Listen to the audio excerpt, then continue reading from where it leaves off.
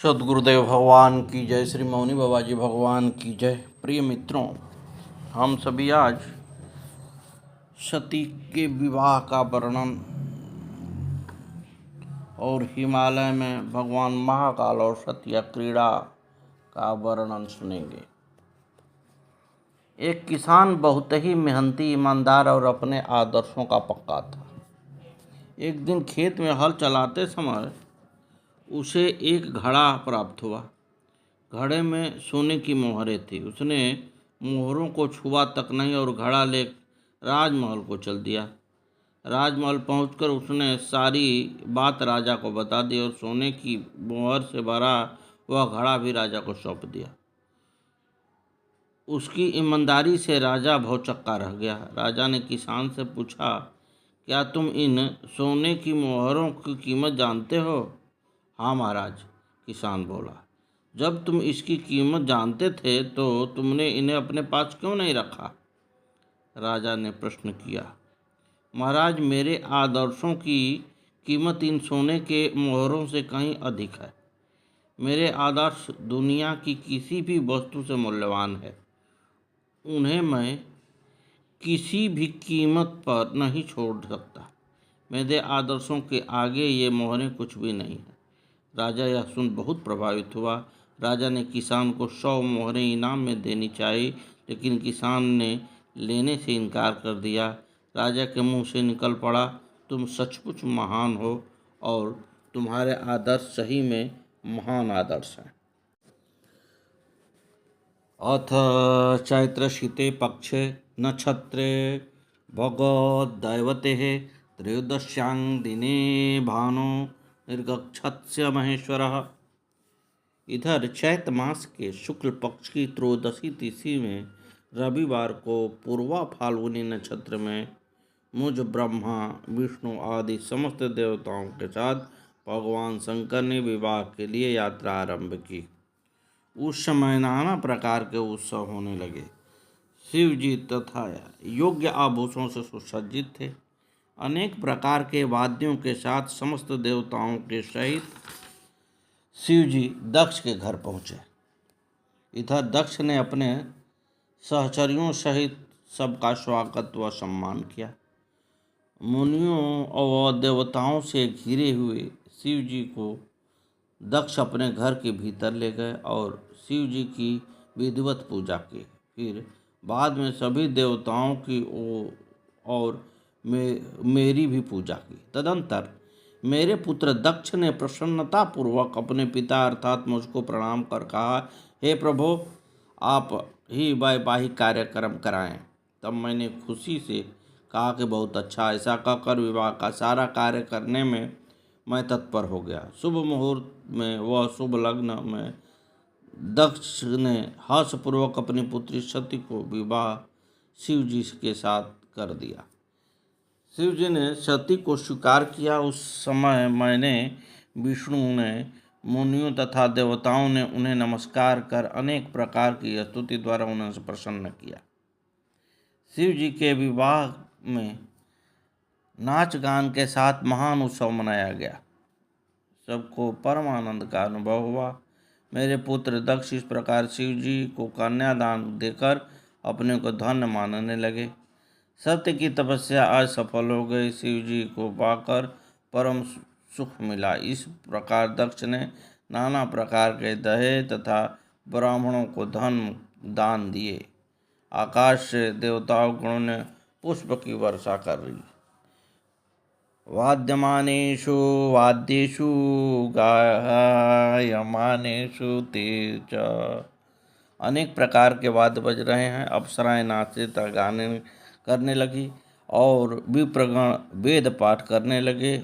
इसके बाद एक कर्म के फलदाता शिव जी प्रसन्न होकर प्रेम पूर्वक मुझसे बोले, हे ब्राह्मण, सुकृत कर्म सर्ववैवाहिक च यतः प्रसन्नो अस्मि तुमाचार्यो दत्यांते दक्षिणा चकाम।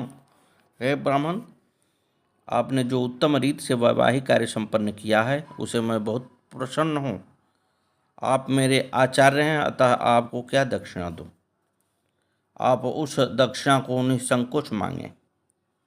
मुझे आपके लिए कुछ भी अदेय नहीं है। तब ब्रह्मा जी बोले, देवेश, यदि आप विवाह कृत से प्रसन्न हैं तो जो मैं मांगता हूँ उसे आप पूर्ण कीजिए।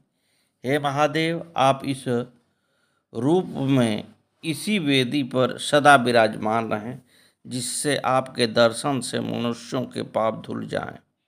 आपका सानिध्य होने से मैं इसी वेदी के समीप आश्रय बनाकर तपस्या करूं, यही मेरी दक्षिणा है।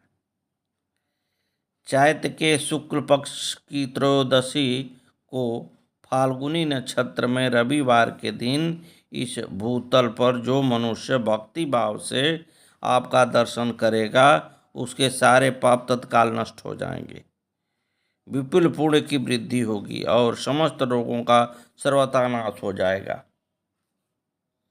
हे नारद, मेरी यह बात सुनकर भगवान शिव ने प्रसन्नचित्त होकर कहा, ऐसा ही होगा। ऐसा कहकर पत्नी सहित भगवान शिव अंश रूपी मूर्ति में प्रकट करके देवी के वेदी के मध्य भाग में विराजमान हो गए। उसके बाद शिव जी ने दक्ष से विदा लेकर वृक्ष पर सवार होकर हिमालय की ओर प्रस्थान किया। शिव जी ने विष्णु आदि सभी देवताओं को विदा कर फिर वे देवगण शिव जी के साथ साथ कैलाश तक गए। फिर शिव जी विदा लेकर अपने अपने लोक को चले गए। भगवान शिव अत्यंत आनंदित हो हिमालय के शिखर पर अपनी पत्नी के साथ विहार करने लगे। आगे सूत जी महाराज कह रहे हैं, एतद्वं सर्वमाख्यातं यथा तस्य पुरा भवत् विवाहो वृख यानस्यं मनुष्याम्भुवान्तरे। हे ऋषियों, पूर्व काल में स्वयंभू मनवंतर में भगवान शंकर और सती का जिस प्रकार विवाह हुआ, वह सारा प्रसंग मैंने तुमसे कह दिया। जो किसी भी शुभ कार्य से संचित होकर सुनता है अथवा सुनाता है, उसका सभी कार्य बिना किसी विघ्न बाधा के पूर्ण हो जाते हैं। ब्रह्मा जी बोले, हे मुनिवर, तुम्हारी इच्छा भगवान शिव की लीला सुनने में लगी हुई है, अतः जो तुम मुझे शिव लीला वर्णन के लिए बारंबार प्रेरित कर रहे हो, वो बड़ा ही सौभाग्य की बात है। हे नारद, शिव जी दक्ष कन्या सती के साथ विवाह कर अपने आवास क्षेत्र हिमालय पर आए और वहाँ जो जो लीला विलास किया उसे तुम श्रवण करो। उन महादेव जी ने अत्यंत सुंदर सती को प्राप्त कर लेने के बाद अपने नंदी आदि समस्त गणों को गिरिकंदरा से बाहर चले जाने का आदेश दिया। विदा करते समय उस समय गणों से कर्णावतार भगवान शिव जी लौकिक व्यवहार के अनुसार करते हुए मधुर वचन में बोलते हैं, यदाहं च स्मरान् अस्मराम्यत्रं अस्मरणादरमानसां समागमिष्यथ तदां मत्यार्चं मे गणांगदूतम। हे गणों, जब मैं आप लोगों का स्मरण करूं तब आप लोग मेरे स्मरण का आदर करते हुए मेरे पास शीघ्र चले आना। इस प्रकार शिव जी की आज्ञा पाकर महाबलवान नंदी आदि गण अपने अपने स्थानों को चले गए।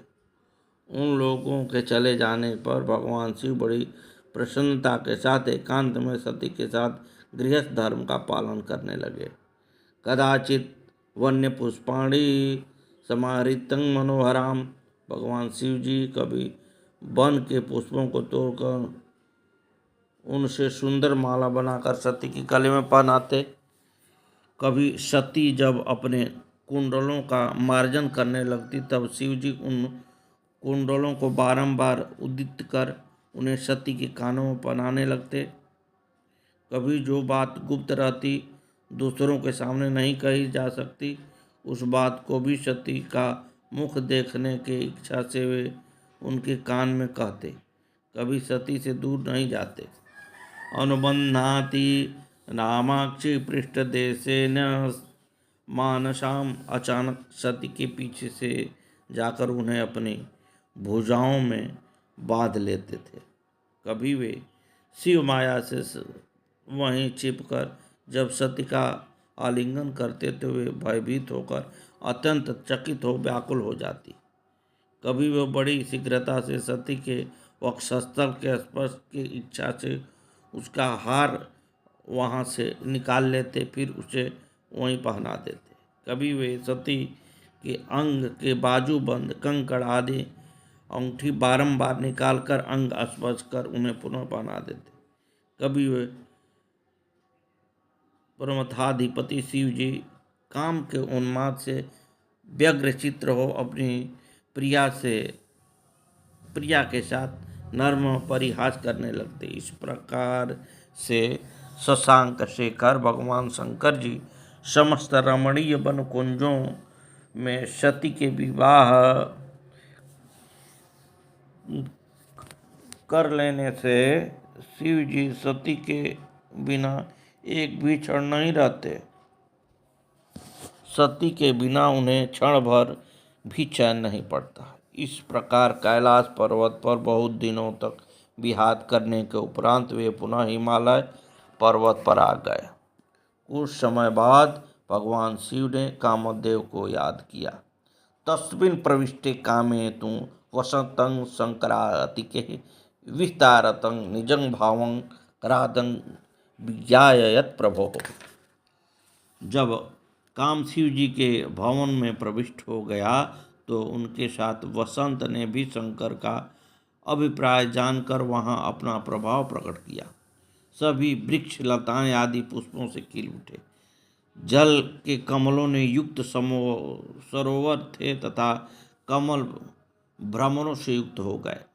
सुंदर हवाएं चलने लगी। इस प्रकार सुंदर मुखवाली वायु की अधिष्ठात्री देवी सारे संसार के मनुष्यों को मोहित करने के लिए उद्यत होने लगी। मनोहर मंजरी से युक्त अग्नि के समान आम के वृक्षों पर अनेक प्रकार के पक्षीगण शब्द करने लगे। उस बसंत काल में भगवान शिव ने उस पर्वत के निकुंजों तथा नदियों में सती के साथ बहुत काल पर्यंत निवास किया। तद्वक्त चंद्र पीयूषं पान स्थितानुहरः। सती के चंद्रमुख के अमृत पान से ही शिव का शरीर आनंदमग्न हो जाता था। उन्हें सती के प्रेम में अपनी विशेष अवस्था का कभी स्मरण नहीं होता था। इस प्रकार से भगवान शिव को हिमालय की तलहटी में सती के साथ रमण करते हुए देवताओं के वर्ष परिमाण के अनुसार 105 वर्ष व्यतीत हो गए। एक समय की बात है, वर्षा ऋतु में शंकर जी कैलाश पर्वत के शिखर पर बैठे थे।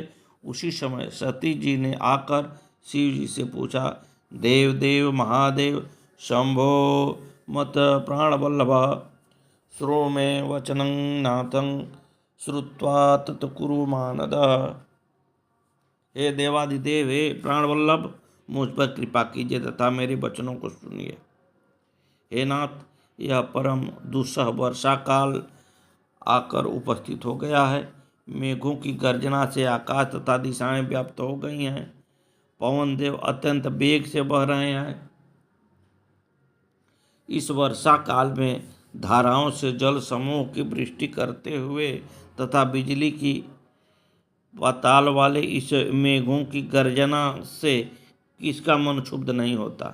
विरह की वेदना से तड़पते हुए को महान दुख देने वाला यह वर्षा काल महाभयानक है। आकाश के बादलों से आच्छादित होने के कारण दिन में न तो सूर्य का दर्शन होता है, न ही रात्रि में चंद्रमा का दर्शन हो पाता है। इस समय दिन रात एक समान प्रतीत हो रहा है। भगवान, वायु के झोंकों से ये बड़े बड़े वृक्ष आसमान में झूमते दिखाई दे रहे हैं, जो कामी जनों के लिए सुखदायक तथा भीरू जनों को भय उत्पन्न करते हैं। मेरे इस घर में मेघों के ओले गिर रहे हैं। मोर तथा चातकों पर भी बादल वर्षा कर उन्हें ओले से आच्छादित कर दे रहे हैं। इस विषम परिस्थिति में तो आपको छोड़कर कौवा तथा चकोर पक्षी भी घोंसला बना रहे हैं। तब भला आप ही सोचिए कि बिना भवन के हम लोग किस प्रकार सुख शांति प्राप्त करेंगे। इस कारण कहीं घर का प्रबंध करिए। कैलासे वा हिमाद्रो वा महाकाकुष्यामथैच्छितो तत्रोपयोग्यं सावसं कुरु त्वं वृषध्वज। एक वृषध्वज, आप कैलाश में अथवा हिमालय में अथवा महाकोशी प्रपात के निकटवर्ती भूभाग में अथवा आपको जहाँ उचित जान पड़े वहीं पर भवन का प्रबंध कीजिए। इस प्रकार सती की बात सुनकर मन ही मन मुस्कुराते हुए भगवान शिव जी सती से मधुर वचन में बोलते हैं, हे प्रिय, मैं तुम्हारे रहने के लिए ऐसी जगह भवन बनाऊंगा जहाँ पर मेघ नहीं पहुँच पाएंगे, अथवा जिस पर्वत पर तुम्हारी निवास करने की इच्छा हो उस पर्वत को शीघ्र बताओ, नहीं तो मैं इसी हिमालय पर निवास स्थान बनाऊं। वहाँ पर नागकन्या, पर्वत कन्या, तुरंग मुखी किन्नरियों से सभी अपने मनमोहक हाव भावों से सदैव तुम्हारी सहायता एवं मनोरंजन करेंगी। पर्वतराज, हिमालय की स्त्री मैना जो अपने रूप और गुण से त्रिलोक में विख्यात हैं, वे भी तुम्हारे मन के अनुकूल ऐश्वर्य, आशीर्वाद तथा प्रार्थना से तुम्हें प्रसन्न करना चाहेंगी। अथवा तुमको कभी कुछ शोक होगा तो वे लोग तुम्हें शिक्षा व उपदेश भी देंगे तथा अपने गुणों से प्रसन्न करेंगे। उस स्थान पर अवश्य हाथी तथा गौ का भी निवास है। हे महाभागे, उस हिमालय पर हिंसक पशु भी शांति से निवास करते हैं। वहाँ ऋषि मुनियों का निवास है। उस हिमालय के शिखरों पर स्फटिक, सुवर्ण एवं चांदी व्याप्त है। असंख्य कच्छप व घड़ियालों से वह मानसरोवर परिपूर्ण है। उस मानसरोवर के तट हरे भरे, ऊंचे व तरुण वृक्षों से सुशोभित हैं। मेरु के ऊंचे शिखर पर इंद्र, कुबेर, यम, वरुण, अग्नि, नितिक एवं वायु की पुरियां हैं। जहाँ देवताओं का निवास स्थान है, रंभा, शची एवं मेनका आदि अप्सराएं से वह मेरु सुशोभित है। सद्गुरुदेव भगवान की जय। जय जय श्री सीताराम। आगे की कथा कल।